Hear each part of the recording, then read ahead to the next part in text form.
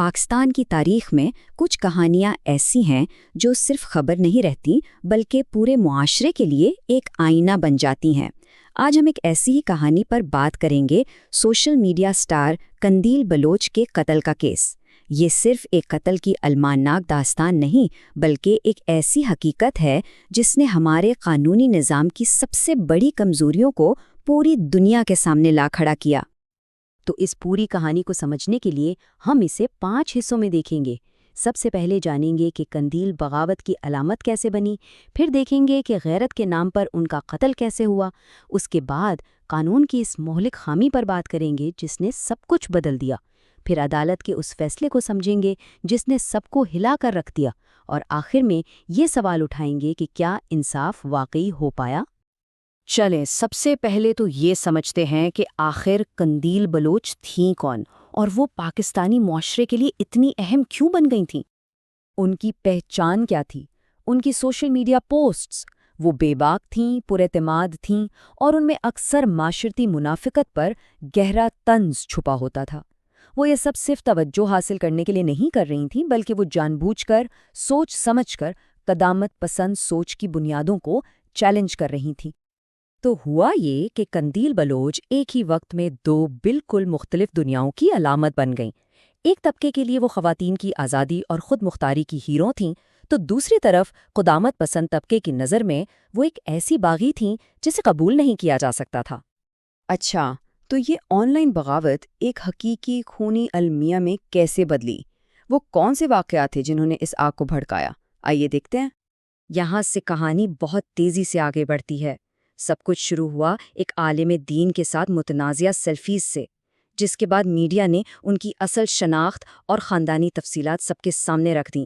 اس کے بعد ان کے خاندان پر خاندانی غیرت بحال کرنے کا شدید دباؤ پڑا، اور اس سب کا المناک انجام جولائی 2016 میں ان کے قتل کی صورت میں ہوا۔ اور پھر ان کے اپنے بھائی وسیم کا وہ بیان سامنے آیا جس نے سب کو ہلا کے رکھ دیا۔ اس نے کھلے عام کیمرے پہ اعتراف کیا کہ میں نے اسے غیرت کے لیے مارا ہے، مجھے کوئی شرمندگی نہیں۔ اس نے اپنے مقصد کے بارے میں کوئی شک و شبہ نہیں چھوڑا۔ یہاں یہ سمجھنا بہت ضروری ہے کہ یہ کوئی اچانک غصے میں کیا گیا قتل نہیں تھا، نہیں، یہ ایک سوچی سمجھی کارروائی تھی۔ یہ ایک ایسی عورت کو قابو کرنے کی کوشش تھی جس نے اپنی زندگی اپنی شرطوں پر جینے کی جرات کی تھی۔ اب قتل تو ہو گیا، لیکن اس کے بعد جو ہوا وہ شاید اس سے بھی زیادہ پیچیدہ تھا، اور اسے سمجھنے کے لیے ہمیں پاکستان کے قانون کے 2 بہت اہم اصولوں کو دیکھنا پڑے گا جو اس کیس کی بنیاد بنے۔ پہلا قانون ہے قصاص۔ بہت آسان لفظوں میں سمجھیں تو یہ ہے آنکھ کے بدلے آنکھ یا جان کے بدلے جان کا اصول۔ یہ قانون مقتول کے قانونی وارثوں کو یہ حق دیتا ہے کہ وہ قاتل کے لیے برابر کی سزا کا مطالبہ کریں۔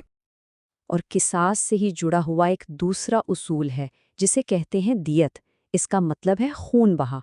اس قانون کے تحت مقتول کے وہی قانونی وارث اگر چاہیں تو قاتل سے مالی معاوضہ لے کر اسے قانونی طور پر معاف بھی کر سکتے ہیں۔ اب یہاں پر اصل کھیل شروع ہوتا ہے۔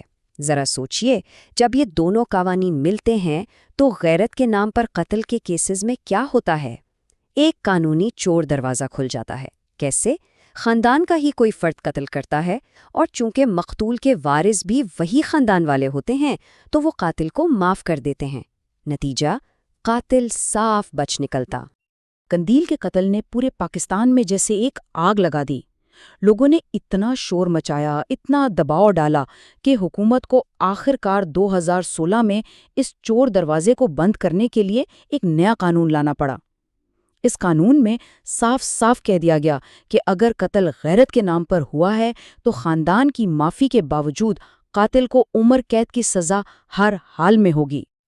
لیکن، اور یہ بہت بڑا لیکن ہے، اس نئے قانون میں ایک بہت بڑی کمزوری چھوڑ دی گئی۔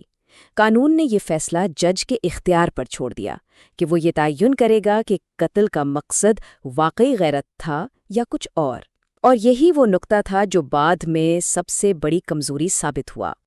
تو اب دیکھتے ہیں کہ عدالت میں کیا ہوا۔ یہ اس کہانی کا وہ حصہ ہے جس نے سب کو حیران کر دیا اور یہ دکھایا کہ کیسے ایک تاریخی قانون اپنے پہلے ہی بڑے امتحان میں ناکام ہو گیا۔ 2022 میں لاہور ہائی کورٹ نے نچلی عدالت کا فیصلہ پلٹ دیا اور وسیم کو بری کر دیا۔ اب کیوں کیا؟ اس کی 3 بڑی وجوہات تھیں۔ پہلی، عدالت نے والدین کی معافی کو قانونی طور پر درست مانا۔ دوسری، عدالت نے کہا کہ استغاثہ یہ ثابت نہیں کر سکا کہ یہ قتل واقعی غیرت کے نام پر ہوا تھا۔ اور تیسری، اس کے اعترافی بیان کو تکنیکی خامیوں کی بنا پر مسترد کر دیا گیا۔ اس فیصلے کا مطلب یہ تھا کہ یہ اب غیرت کے نام پر قتل نہیں بلکہ ایک عام قتل کا کیس ہے جس پر معافی والا قانون لاگو ہو سکتا ہے۔ تو اس سب کا نتیجہ کیا نکلا؟ نتیجہ یہ کہ قندیل بلوچ کا قاتل، جس نے پوری دنیا کے سامنے اپنے جرم کا اعتراف کیا تھا، وہ 6 سال سے بھی کم سزا کاٹ کر آزاد ہو گیا۔ تو اس فیصلے کا مطلب کیا تھا؟ اس کے ہمارے معاشرے پر، خاص طور پر خواتین کے حقوق اور غیرت کے نام پر قتل کے خلاف جاری جدوجہد پر کیا اثرات ہوئے؟